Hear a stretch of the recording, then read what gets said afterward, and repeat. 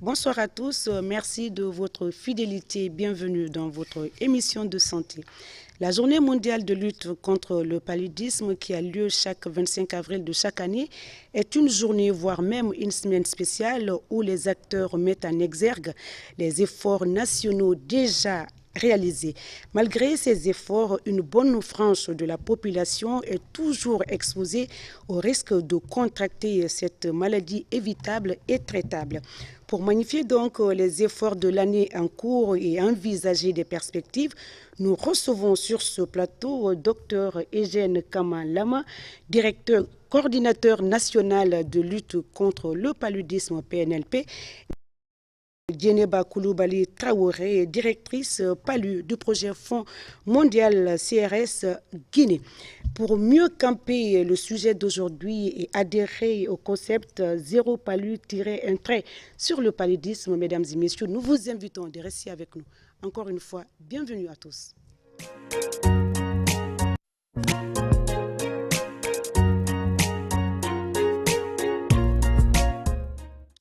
55 minutes pour parler de notre thème du jour, notamment zéro palu, tirer un trait sur le paludisme. C'est le sujet d'aujourd'hui et nous allons en discuter avec des spécialistes.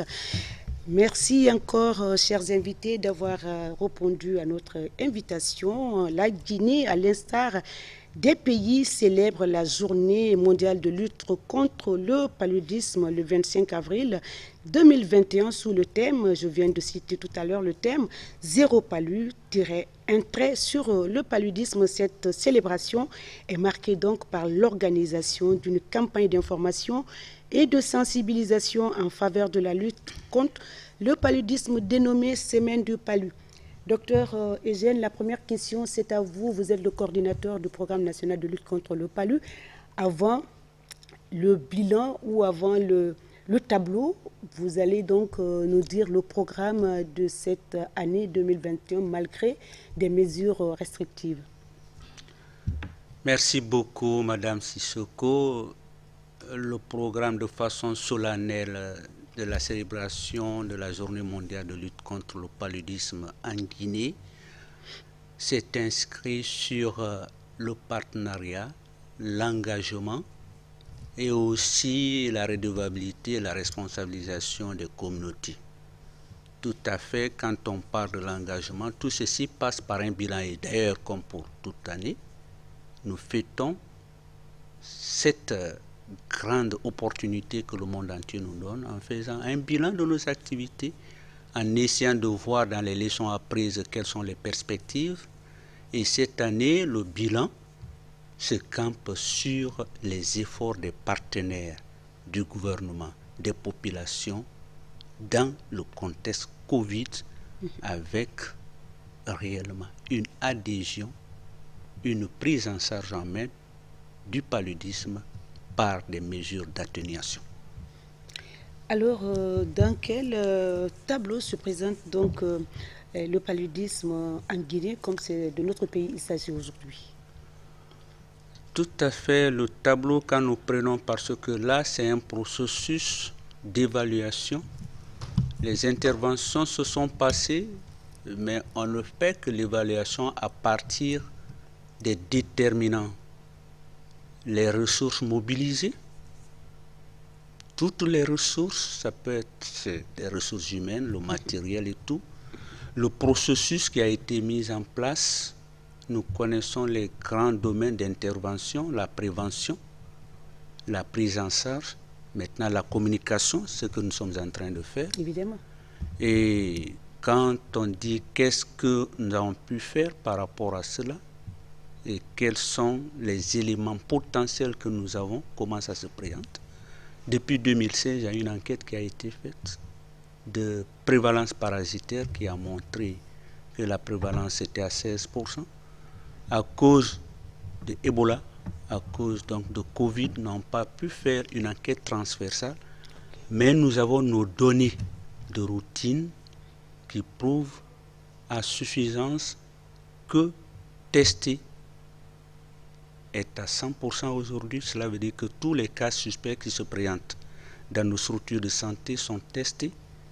Et nous avons eu, avec l'appui vraiment très substantiel de tous les partenaires au niveau du pays, essayer d'aller à la mise en échelle. Ça veut dire que nous avons impliqué les communautés.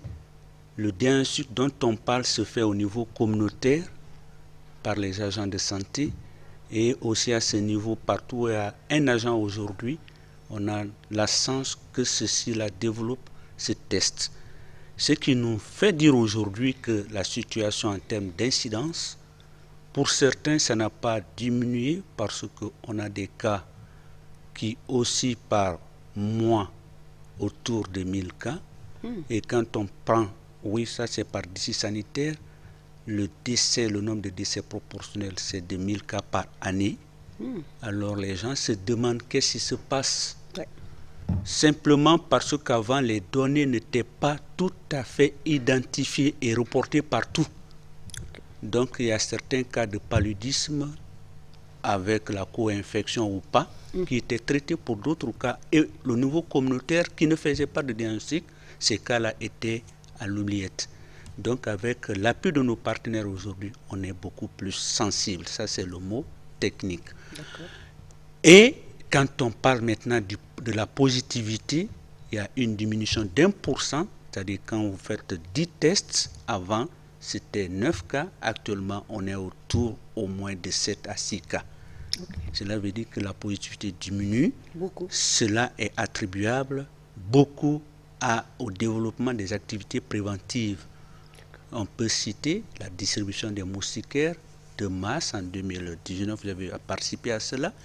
Mais ce qui est beaucoup plus important, c'est la distribution de routine qui se fait lors des consultations prénatales et qui se fait aussi lors des séances de vaccination pour le groupe vulnérable mère-enfant. Et c'est ce qui fait aujourd'hui que vraiment nous partons à cette diminution. Il y a une activité spécifique qui couvre 17 préfectures qu'on appelle la sémioprévention, qui donne du médicament aux gens, qui permet vraisemblablement d'agir aussi sur cette incidence. Sans citer pour la femme enceinte avant les moustiquaires, nous leur donnons un médicament de prévention qu'on appelle la SP. Donc voilà aujourd'hui le faciès que nous avons en termes de où on est sur l'impact quand nous prenons l'incidence. On est à vraiment une grande progression pour aller vers la préélimination. Nous avons notre invité, Dr Coulibaly Traoré, directrice du projet Fonds mondial au compte du CRS Guinée. C'est toujours un privilège pour nous de nous présenter cette institution avant de vous poser d'autres questions. Merci, madame. Effectivement, CRS Catholic Relief Service, qui est un bureau de l'Église catholique des États-Unis, qui est présent dans plus de 100 pays au monde. Et CRS est présent ici depuis 2000. Et c'est une organisation qui lutte qui travaille dans le domaine de la santé, de l'éducation, de l'humanitaire, dans les urgences, et fait aussi beaucoup de renforcement des capacités. Donc nous travaillons par exemple dans la lutte contre le paludisme grâce à un financement de Fonds mondial et que nous saluons au passage, qui appuie énormément la Guinée et aussi la plupart des pays dans la lutte contre les 3 maladies. Ici, nous nous focalisons sur le paludisme parce que c'est là où CRS a une intervention en appui au programme national de lutte contre le paludisme. On va revenir sur cette question, vos domaines d'intervention. Docteur, cette question est valable pour vous deux. On ne saurait célébrer la journée du 25 sans savoir qu'est-ce que cette date représente pour vous, coordinateur du programme, et également pour vous, directrice du CRS, docteur Coulibaly. Parlez-nous un tout petit peu, rappelez-nous un tout petit peu en bref cette date commémorative.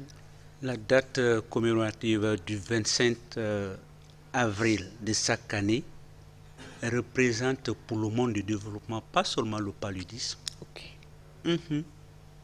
la solennité pour le monde du développement d'un niveau de bilan et de mobilisation aussi. Mobilisation des ressources, mobilisation des intentions des populations pour un regard sur la première maladie parasitaire du monde. C'est le palu. Alors l'histoire au niveau du monde, tout le monde entier est passé à la connaissance et à la lutte pour le palu. Dans les années 45 avec l'Italie, les gens ont été aussi beaucoup plus envahis. Il est arrivé à un moment où les gens, avec les maladies infectieuses de la gorge, les gens ont voulu tout au moins confondre parce que la fièvre, c'est pratiquement l'élément qui manifeste la présence des parasites et des infections. C'est la réaction de défense de l'organisme. Alors, les gens avec la chloroquine, à l'époque, par exemple, dans nos pays, les gens ont fait beaucoup d'usage et finalement, les gens se posaient la question, est-ce que le paludisme était curable? Parce que ça persistait. La recherche du médicament, des interventions a amené les gens à camper en disant attention, lançons l'alerte au niveau mondial, au niveau des États, pour dire on doit être capable de s'arrêter à un certain moment pour taper sur la table en disant à tout le monde, est-ce que vous vous rappelez de cette affection qui tue plus? Ah oui, ça tue. Donc c'est le jour pour toute l'humanité où on doit se poser la question dans un processus de suivi des interventions depuis la mobilisation des ressources au niveau international, au niveau local. Qu'est-ce qu'on fait? Où nous en sommes avec ces ressources? Qu'est-ce qu'il reste à faire encore? Deuxièmement, quel est l'effet que toute cette mobilisation apporte au monde entier? Les effets, c'est l'apport des intrants, c'est aussi le choix des stratégies pour aller vers la lutte contre cette maladie.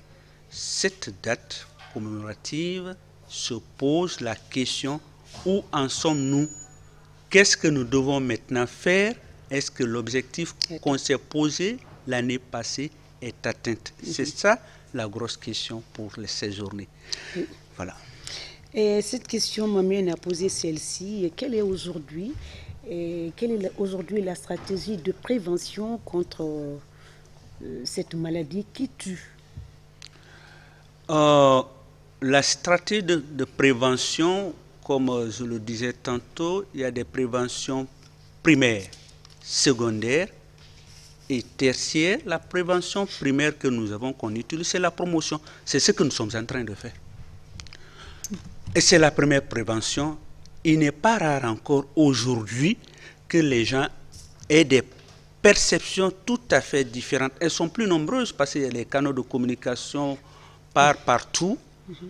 Mais l'information sur la disponibilité des produits, des intrants auprès des structures, l'information aussi pour les agents de santé pour dire qu'on doit être responsable d'eux, tout ceci se pose comme problème pour amener les gens à bouger. Deuxièmement, la secondaire, c'est qu'en fait, on sait que la maladie est là. Voilà l'élément qu'on peut utiliser de façon mécanique pour arrêter. C'est l'utilisation des moustiquaires.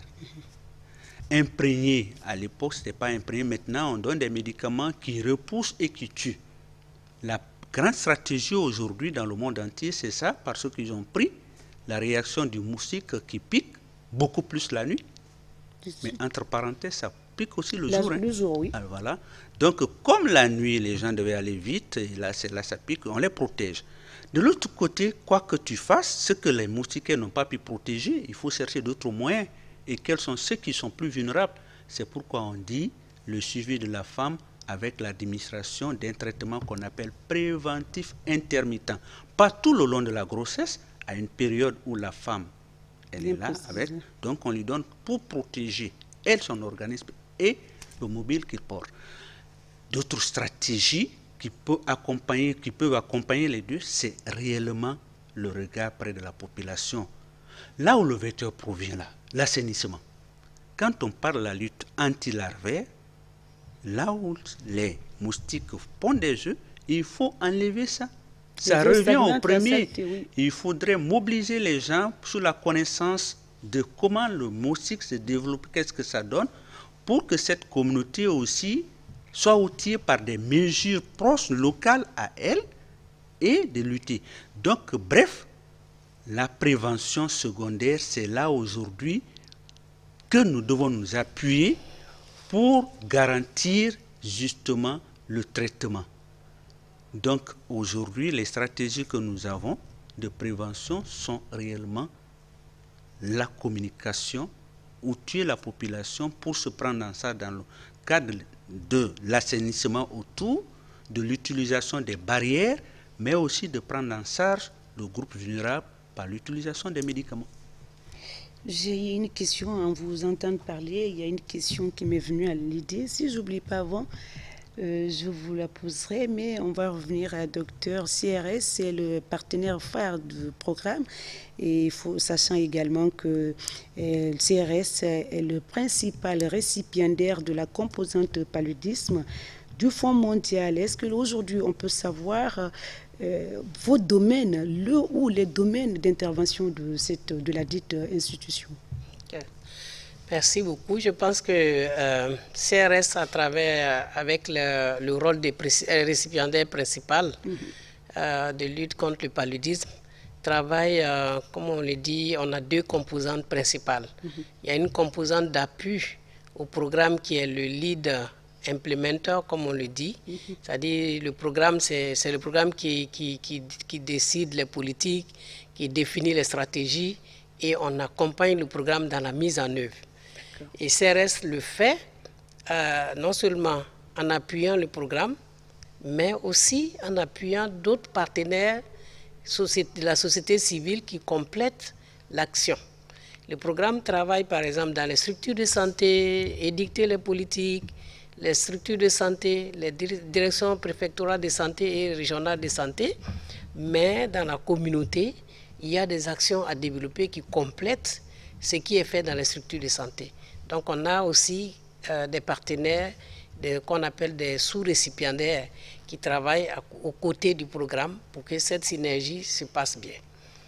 De plus, on sait que ça c'est la mise en œuvre, ça c'est les actions qu'on développe pour lutter contre le palu, mais CRS, dans sa mission, doit aussi aider le pays à prendre la relève, de prendre en charge directement la mise en œuvre de ces subventions. Okay. Donc on a un volet qui s'appelle renforcement du système de santé. Donc dans ce rôle de renforcement du système de santé, CRS accompagne la chaîne d'approvisionnement. Tout à l'heure, le coordonnateur parlait des intrants, vous avez vu, et tout ça c'est beaucoup de produits, les TDR pour tester, pour diagnostiquer, et les médicaments qui vont du niveau central au plus petit niveau, comme on a dit, au dernier kilomètre.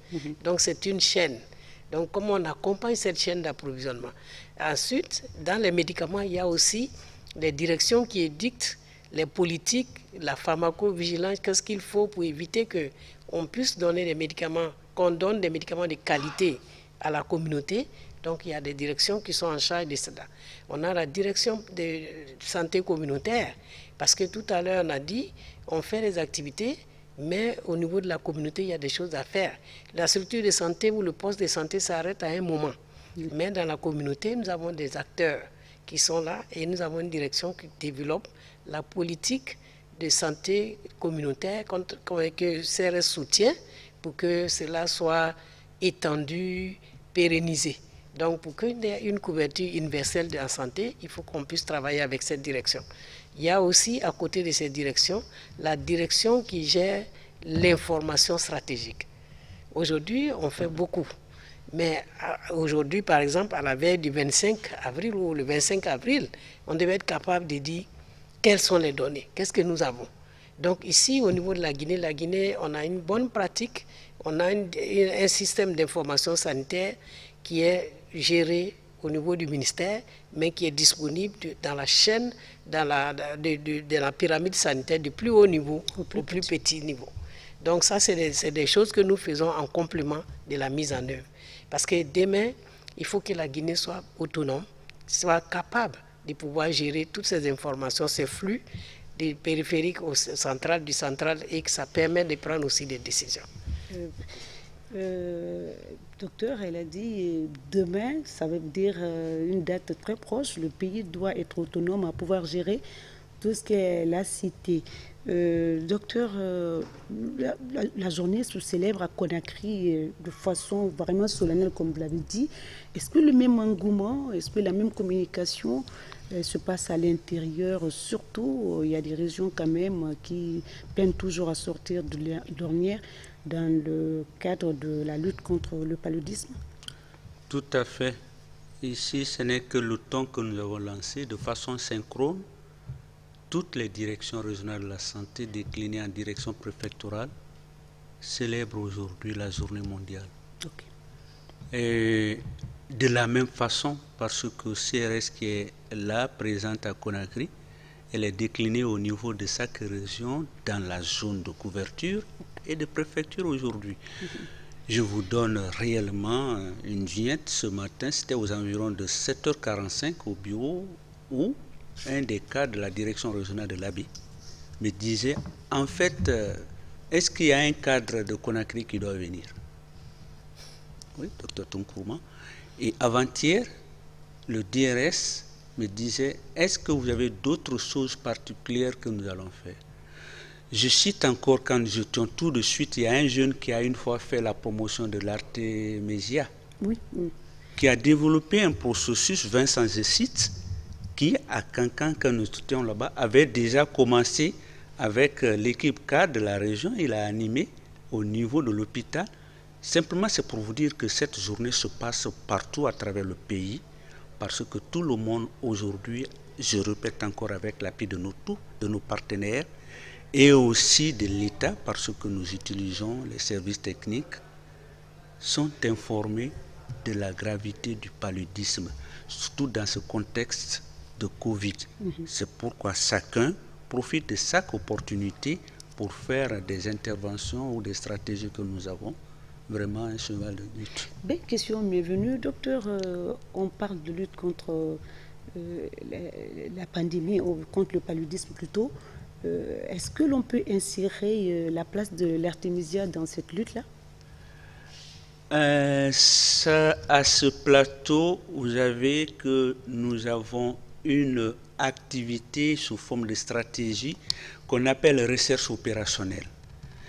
Je vous ai parlé de la CPS aujourd'hui. La CPS a été développée à partir d'une recherche dans des centres de santé, puis on est sorti pour faire ce qu'on appelle la mise à échelle. Ça devait être aussi pareil pour l'artémisia. Ça, c'est une plante locale de la Chine que l'Afrique a adoptée. Nos pays, pour un programme, on ne peut pas dire d'emblée, voilà les vertus, voilà la capacité. Okay. Mais nous savons qu'aujourd'hui, quand on parle de combinaison thérapeutique à base d'artémisinine, l'artémisinine, là, qui est la teneur principale, provient de cette plante. Okay. Seulement, une plante reste une plante. En matière de pharmacopée, on dit de pharmacie, on dit une drogue qui n'est pas débarrassée de tout ce qui est de la toxine. C'est pourquoi on n'a pas de données scientifiques en Guinée pour aujourd'hui pour dire oui. Mais ailleurs, nous avons appris beaucoup de choses. La vertu parasitaire contre le plasmodium a été citée. Nous allons dans les prochains mois, dans les prochains jours, oui, comme c'est connu par une population, c'est une plante qu'on peut utiliser partout, cultiver partout. Pourquoi ne pas aussi tester ça pour que l'autonomisation, la mobilisation des ressources, les choses coûtent cher aujourd'hui. Quand on parle de désengagement des partenaires, voilà un des éléments, certes, que l'Afrique pourrait tester pour être local et consommer guinéen dans le cadre de la rationalisation de l'appui de nos partenaires en matière de finances. C'était juste une parenthèse. Docteur Coulibaly Traoré, l'actualité oblige, pandémie, Covid bouleverse l'économie et terrasse tout sur son chemin. Alors aujourd'hui, comment vous collaborez avec le PNLP? Oui, très rapidement, dès que la Covid est apparue, le programme a pris le lead. Sous son leadership, nous avons développé ce qu'on appelait un plan d'atténuation. Parce que c'est vrai qu'il y a la Covid, mais comme il a dit dans les chiffres, le paludisme demeure la première cause de mortalité dans notre pays. Alors, fallait-il arrêter toutes les activités parce qu'il y a la Covid? Non. Malheureusement, il y a aussi des signes qui reviennent, c'est la fièvre. Et dès qu'on avait aussi vu ça au moment d'Ebola, dès que ça apparaît, les populations ont tendance à fuir les structures de santé. Parce qu'il y a la peur d'être de l'inconnu, de la Covid. Je vais aller, si il y a une température qui est élevée, je fais la fièvre, peut-être qu'on va m'assimiler à la Covid, etc. Donc, dans un premier temps, il y a eu cette peur de voir la fréquentation baisser. Donc, on a pris à bras le corps grâce à vraiment l'anticipation du programme et avec la compréhension de nos bailleurs. Le Fonds mondial nous a accompagnés. On a fait un plan d'atténuation qui a été mis en œuvre. Et ce plan nous a permis de montrer aujourd'hui que la subvention n'a connu aucune baisse dans les chiffres. Il y a eu des petits moments d'incertitude, mais avec ces campagnes de promotion et de mise à disposition d'équipements de protection, on a pu mener la campagne de chimioprophylaxie l'année passée, en 2020, sans problème. C'est vrai qu'il y a eu... Les premiers passages ont été impactés par des rumeurs, comme vous le savez, face à toute pandémie, l'inconnu qu'on avait. Il y avait des rumeurs que si on laissait les enfants, les gens allaient leur donner le Covid, etc. Il fallait vraiment une campagne de promotion. On a travaillé avec les médias. Merci au passage pour votre contribution qui était importante, tant au niveau central que dans les périphéries, avec les radios rurales, l'implication des leaders communautaires, des responsables leaders administratifs et politiques se sont mis au devant de la lutte pour pouvoir mobiliser les familles, les ménages, pour que les enfants puissent bénéficier de ces produits. Donc on a vu que ce plan de contingence a été vraiment important. Et nous allons encore le reconduire cette année parce que nous allons bientôt commencer la campagne de chimioprophylaxie. Et sans cette campagne, sans ces plans de contingence, on aura toujours, surtout que dans notre pays, on a vu que dans la forêt, on a pu avoir des cas aussi d'Ebola. Donc il faudrait, le plan de contingence doit prendre en compte tous ces aspects pour s'assurer que nous ne sommes pas, par la peur de ne pas être dépisté Ebola positif ou bien Covid positif, je meurs d'un palu à la maison. Donc on va combiner tous ces les messages, ces campagnes pour s'assurer que les gens sont traités à temps. D'accord. Voilà. Vous avez touché un mot subvention. Le PNLP a coordonné donc avec ses partenaires la subvention PALU pendant le NFM2. Voilà, c'est bien dit, docteur. C'est bien ça. Alors, 2018-2019, quels sont aujourd'hui les défis majeurs de la lutte contre le paludisme? Les défis majeurs, justement, j'ai commencé, c'est l'appropriation communautaire. Parce qu'en fait, si nous prenons un peu le cycle épidémiologique, là où la maladie palus se développe, c'est au niveau communautaire. Oui. Et l'engagement des communautés, s'il est très optimal, nous pouvons réellement faire descendre toutes les autres stratégies à un niveau communautaire et raisonnable. Donc, c'est comment amener toutes les communautés à une compréhension et à développer des activités préventives. Ces communautés responsables à identifier ce qu'on appelle des agents de santé responsables, éclairés, qui peuvent décliner ou amener le service du centre de santé plus près. C'est ça aujourd'hui même que le département de la santé communautaire, qui nous appuie d'ailleurs, peut nous aider. L'autre défi, c'est vrai, hein, en fait, le Fonds mondial, au regard de NFM2, que vous voulez parler de 2018-2020, a développé, a donné beaucoup d'argent pour la Guinée. Mais comme vous le savez, PMI aussi en a donné. Cela avec un budget et tout ce que vous avez comme stratégie et les activités déclinées. L'État aussi s'engage avec ses services et avec son accompagnement, tout cela valorisé. On reste toujours en défi des gaps. Oui, tout à fait, parce que vous allez constater que depuis, il y a une des activités très importantes qu'on appelle pulvérisation intra- et extra-domiciliaire, qui n'est pas encore fait à large échelle. Ce sont des sociétés minières qui développent de façon ponctuelle ce jeu. Or, ceux qui ont connu Conakry dans les années 70, 68, 70, ont vu la fumigation à l'intérieur ici. Et aujourd'hui, quand tu demandes à ces vieillards, le palu, il dit, mais écoute, c'est vous qui avez envoyé le palu.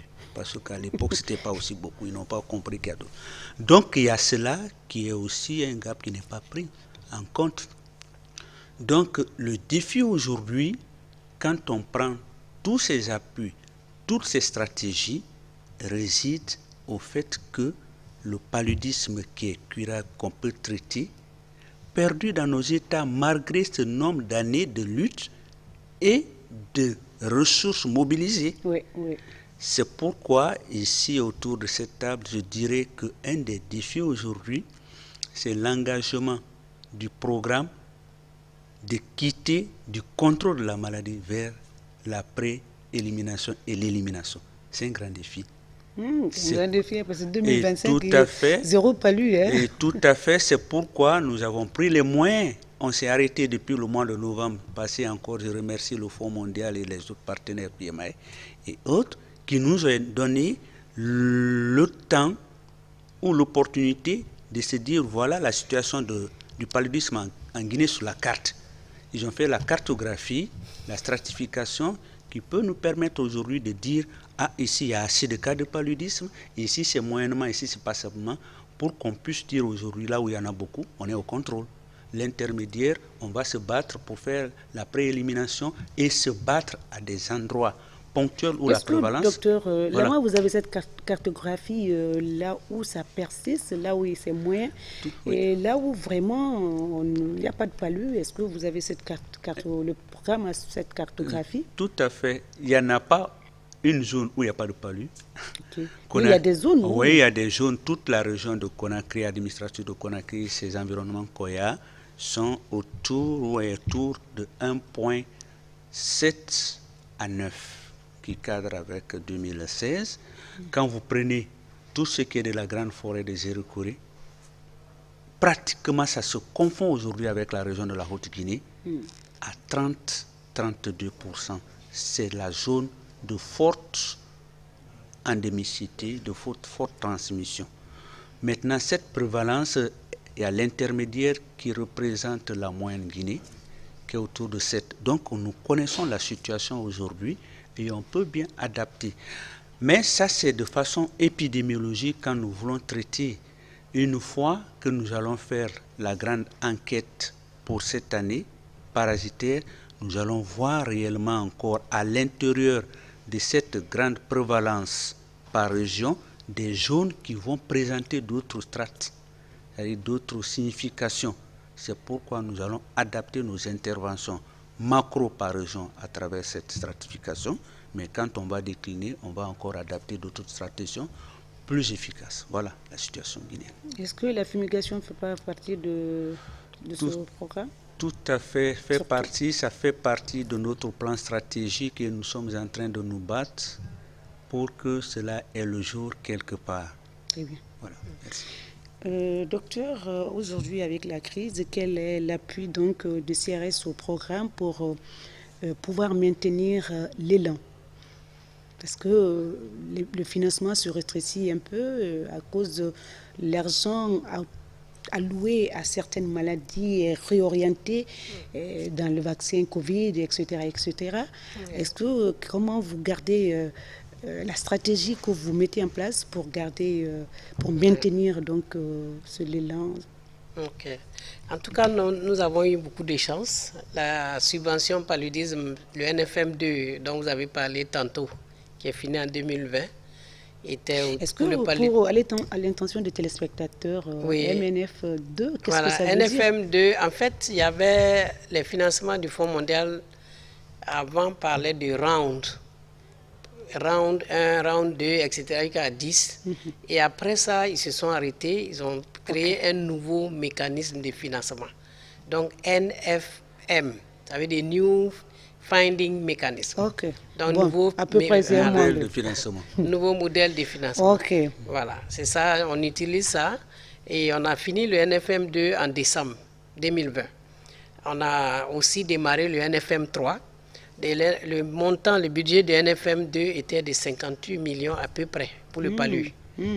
Et pour le NFM3, nous avons plus de 70 millions pour le palu.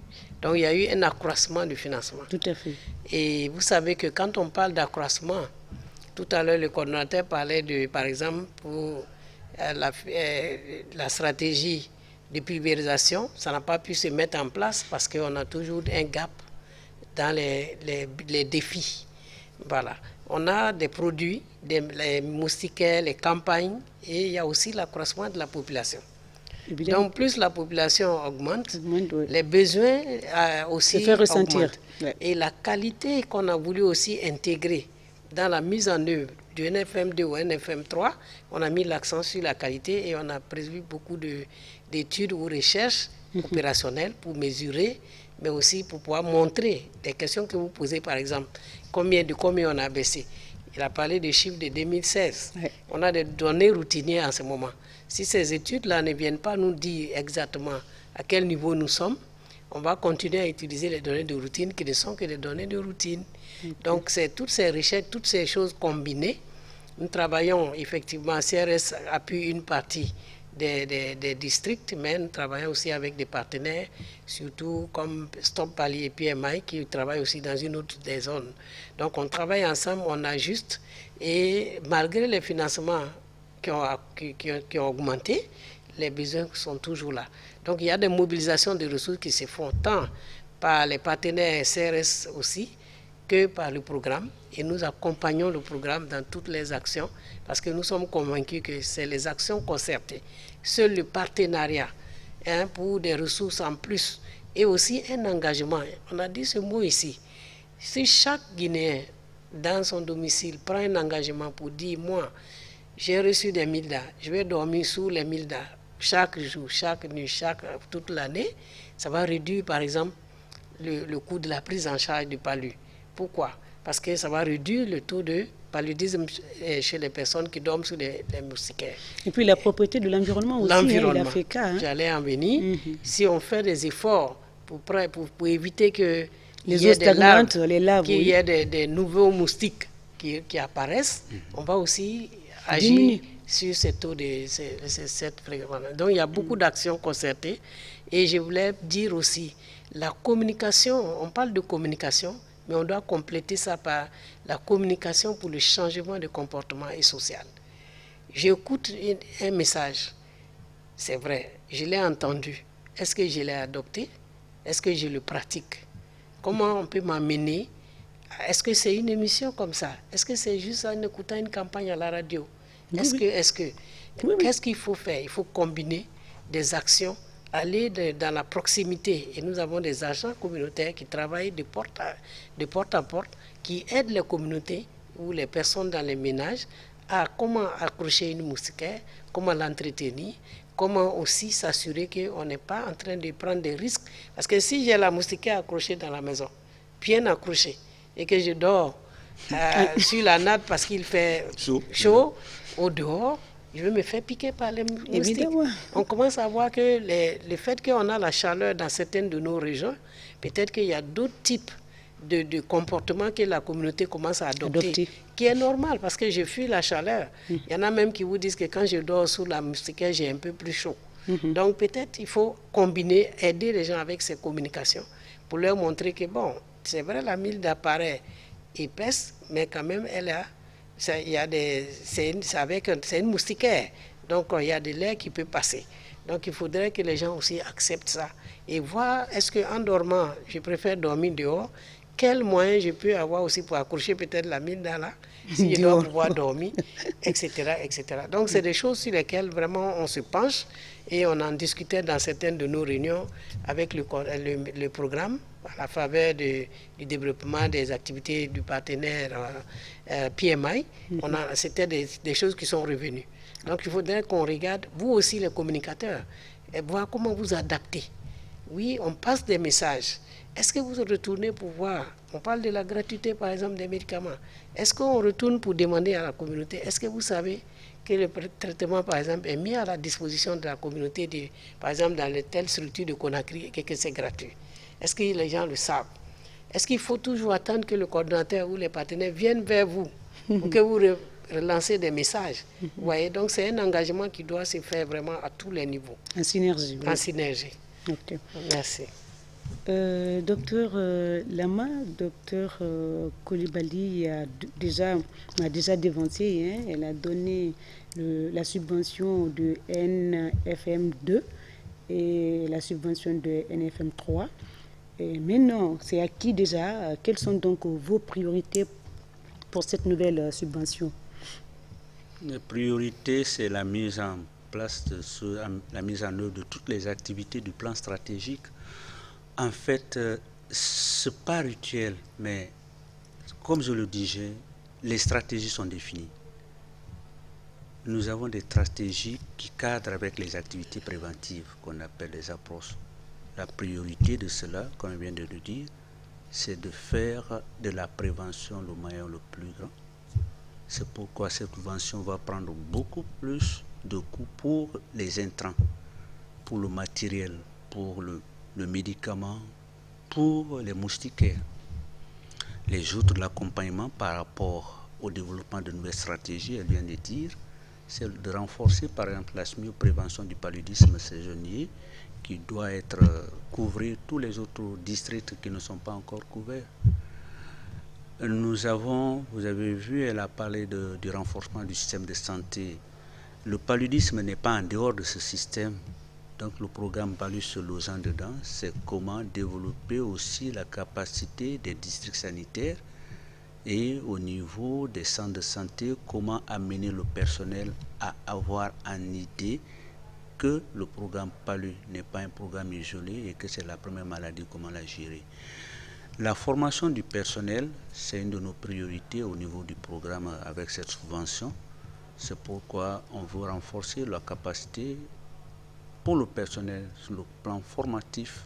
Ça, c'est de toutes les stratégies, disons, ou dans tous les domaines, pour que le programme puisse à la longue assurer aussi, pourquoi pas, le PRship au niveau, c'est-à-dire être le PR, être le principal récipiendaire du Palud et du Fonds mondial.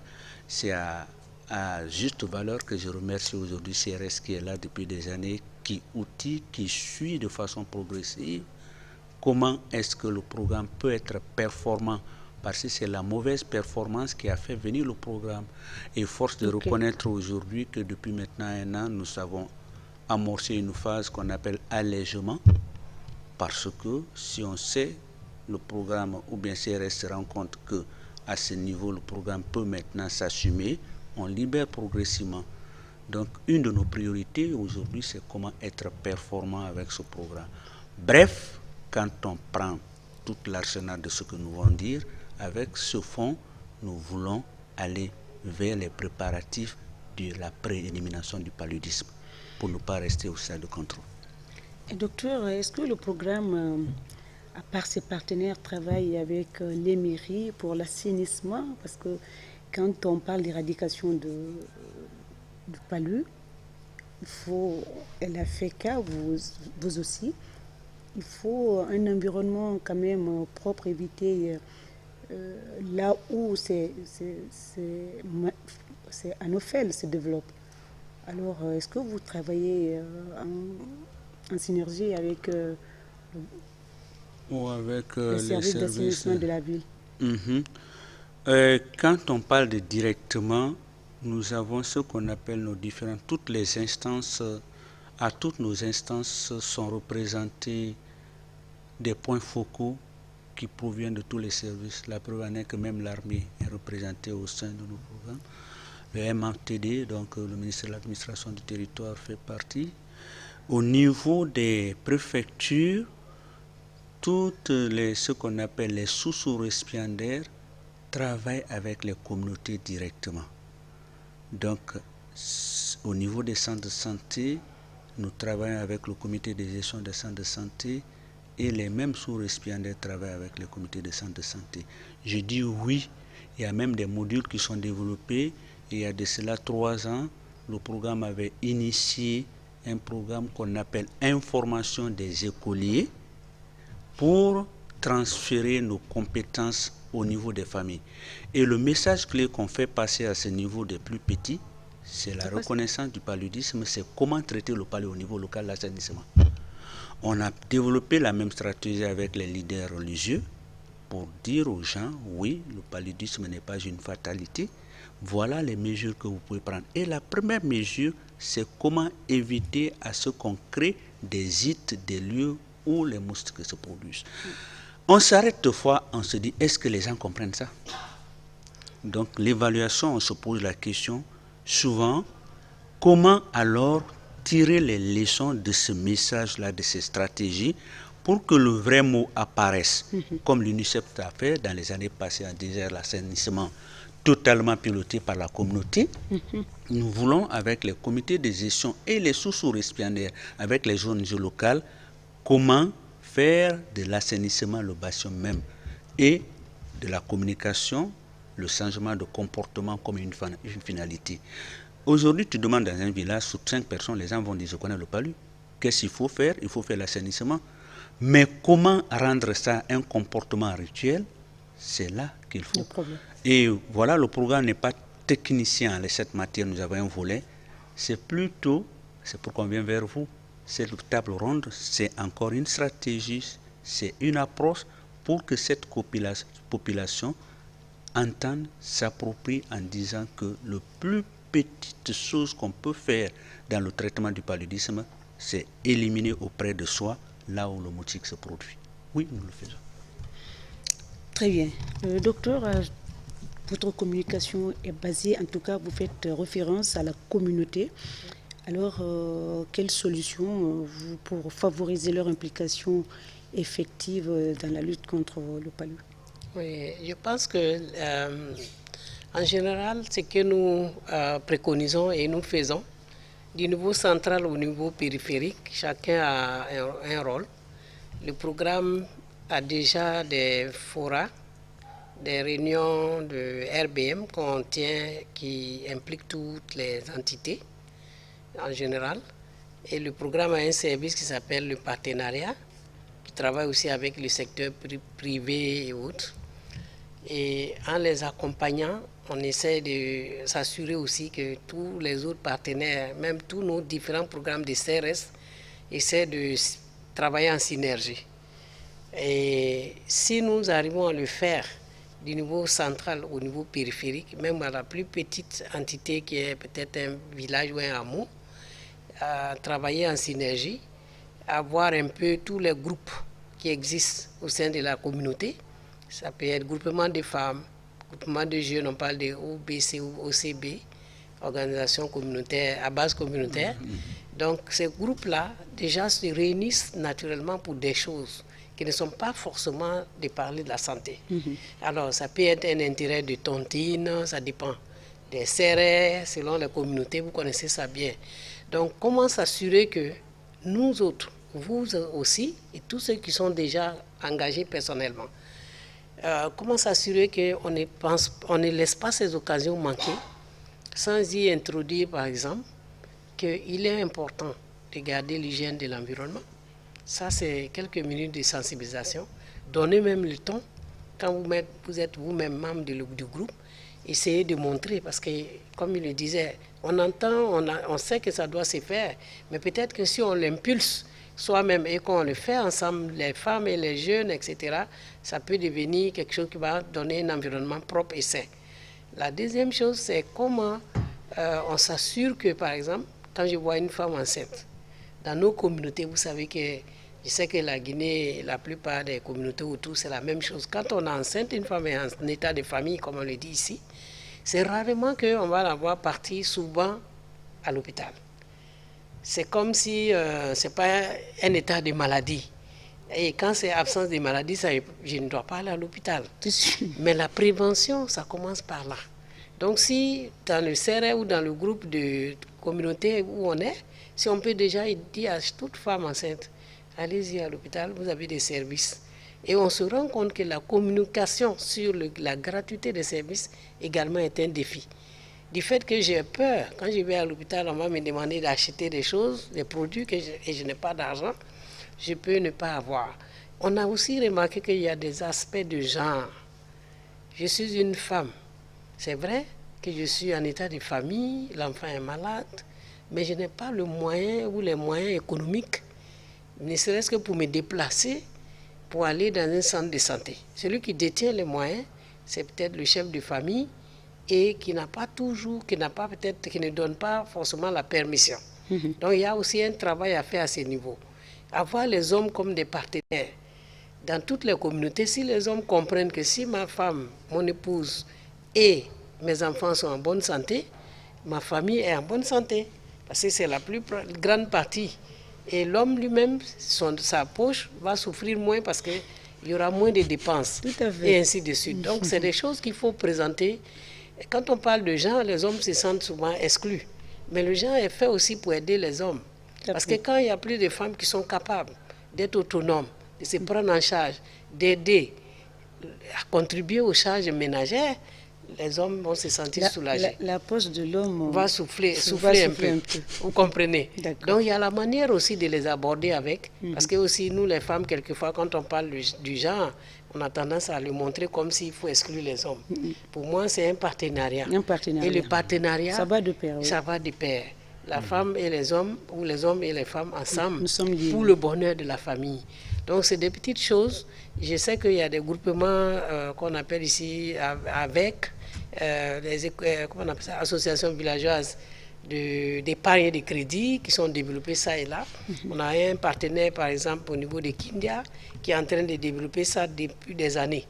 Maintenant, ils ont décidé que dans toutes les réunions, ils vont intégrer les aspects sur le palu. Donc si chacun commence à penser, réfléchir comme ça, regardez, c'est peut-être granulaire. La communication ne peut pas passer. Ça va passer. Et on va changer, on va inverser les choses. Docteur Eugène, docteur Coulibaly a touché, on voulait là, la grossesse, les femmes enceintes. L'un des objectifs, en tout cas du programme et des partenaires, c'est rompre avec cette chaîne. Qu'en est-il aujourd'hui des chiffres où on peut aussi placer ça dans... Les chiffres sont dans le cadre routine Là, au moins, ça ne demande pas une recherche parce que les chiffres sont obtenus à partir du reportage de nos indicateurs. On reçoit ou on repère ces chiffres-là à partir des centres de santé lors des consultations prénatales. C'est là le problème et ça introduit une autre notion de mutualisation. La femme enceinte, c'est un groupe spécial pour la maternité sans risque, donc pour le suivi. Et nous, de façon transversale, comme le paludisme, tout le monde y est exposé. Cette femme enceinte qui porte le mobile, donc l'enfant, le programme a un pensant particulier. Et on sait quand on protège cette maman pendant sa grossesse, on protège son enfant. Normalement, dans les années 2018-2022, on avait calé un peu un chiffre autour de 90.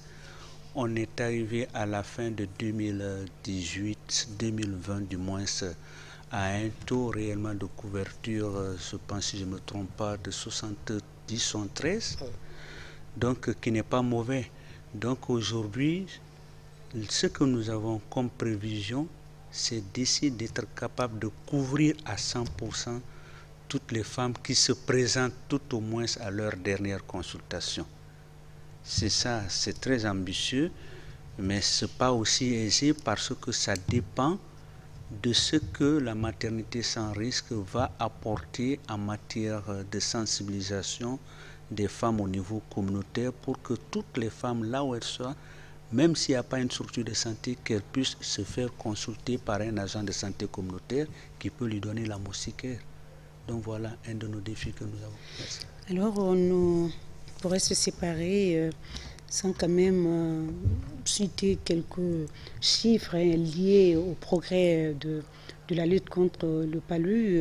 Il faut noter, je ne sais pas exactement la date, 7 millions de vies quand même ont été sauvées par le progrès de la lutte contre le paludisme, plus d'1 million de cas prévenus. Aujourd'hui, est-ce qu'il y a d'autres chiffres aussi que vous pouvez citer par rapport au progrès quand même lié à la lutte contre ce fléau? Oui, tout à fait. Je pense qu'on a, disons, pendant la dernière campagne MILDA, la masse campagne de distribution des moustiquaires, oui. On avait eu quand même environ 94% de taux de couverture. Donc ça dit que la possession de la MILDA a un taux acceptable, très bon. On avait établi à 100%, mais vous convenez avec nous que on a aussi des défis d'accessibilité qui peuvent aussi empêcher d'atteindre certaines personnes, malgré ce qu'on aura voulu. Aussi, avec la campagne CPS, on a atteint, en l'an 2020, 89% pour les 4 passages. C'est-à-dire, enfants couverts par les 4 passages dans le pays. On a 17 sites et on a atteint 89% malgré la COVID. Et nous sommes aussi en train de démarrer bientôt la CPS. On pense que ces acquis-là, on va les garder et on va atteindre en tout cas 95%. Et ça, c'est important à savoir. Pour la prise en charge en Guinée, on arrive quand même à soigner 99,5% des cas de paludisme détectés. Et il a dit, on détecte 100% des cas qui se présentent. Et ça, c'est important. On forme pour le diagnostic les relais communautaires qui sont dans les communautés. Ça veut dire qu'ils sont capables de détecter le palu à leur niveau et de faire déjà la première dose et de référer les gens vers la personne vers la structure de santé la plus proche. D'accord. Voilà. Nous arrivons au terme de cette émission numéro spécial, la lutte contre la journée mondiale de lutte contre le paludisme 25 avril. C'est notre manière donc de célébrer cette journée. Et vous sortez donc d'une réunion, en tout cas d'une conférence. Et docteur, les derniers mots, dernier message et pas dernier mot, on se retrouvera très bientôt pour parler d'autres sujets liés à cette maladie. Les derniers messages à l'endroit de la population et des partenaires, rapidement, on est pris par le temps. Rapidement, pour la population, je voudrais dire à la population que l'engagement de l'État, donc du gouvernement, de son Excellence, Monsieur le Président de la République, le professeur Alpha Condé, à travers le département du ministère de la Santé, nous reconnaissons cet engagement, cet appui. Cette population devait reconnaître que si on parle de gratuité, c'est que c'est payé. Le droit de la population devait être réclamé par la consultation. Un des enjeux, c'était d'ailleurs ça. Et dire à cette population que le paludisme a atteint un niveau aujourd'hui où nous devons vraiment nous en débarrasser. Elle est la première maladie qui crée plus de problèmes. Et dire à cette population que la mesure la plus simple qu'on peut adopter, c'est l'utilisation des moyens préventifs qui sont mis à leur disposition. Aux partenaires, un grand remerciement. On ne l'a pas dit, j'ai entendu un peu les chiffres déclarés. Il faut reconnaître autour de cette table que depuis maintenant 2 ans, c'est la 3e année, nous sommes à l'excellence avec l'appui. Cela veut dire que tout ce que nous avons planifié, on a pu les atteindre à près de 99%, 100%, avec le Fonds mondial. On appelle ça A1, la performance, qui est accompagné par tous les partenaires, dont PMI, Stop à lui la mise en œuvre, qui donne donc merci, mais c'est dire que nous sommes à une phase où la prévalence a encore des postes que nous devons creuser. Donc, on demande aux partenaires de doubler d'efforts de renforcement des capacités et de nouvelles stratégies, de les appuyer et d'amener aussi à une mobilisation locale des ressources à travers la sensibilisation, amener la presse à être beaucoup proche de nous, l'écoute que vous avez, nous accompagner sur le terrain et amener la population à adopter de bons comportements pour éviter les pousses sur les moustiques au niveau de leur couchette. Merci. Docteur, le dernier message, une question m'est venue avant le dernier message. Accordez-moi ce petit instant. Docteur Lama, oui ou non, la Guinée fera partie des pays qui seront enregistrés dans la liste zéro palu d'ici 2025? Oui ou non? Oui. Et on a fait un engagement. Le dernier message, docteur, rapidement. C'est ça. Donc, le message est clair. Je pense que nous devons, pour gagner cette bataille, nous devons tous nous dire que nous sommes tous des acteurs, et de façon individuelle et aussi collectivement. Alors, donc, en s'engageant à lutter contre le paludisme, en déjà commençant à utiliser la milda, la moustiquaire tous les jours, tous les soirs, toutes les nuits, toute l'année, et aussi encourageant nos proches qui l'ont à le faire et ensuite à diffuser les messages corrects, les informations sur la gratuité et un engagement fort pour lutter contre ce paludisme ensemble. Je pense qu'on va tirer un trait sur le paludisme.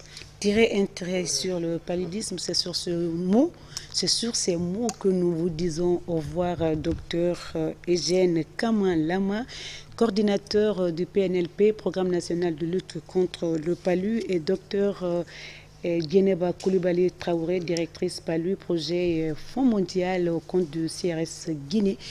Merci d'avoir donc répondu à nos différentes préoccupations. On vous recevra peut-être très prochainement dans cette émission pour parler un peu encore de palu, les progrès enregistrés à Conakry et à l'intérieur. Merci à l'équipe qui concocte et qui réalise cette émission. On se retrouve très prochainement pour développer d'autres thématiques santé dans votre émission. Au revoir et à très bientôt.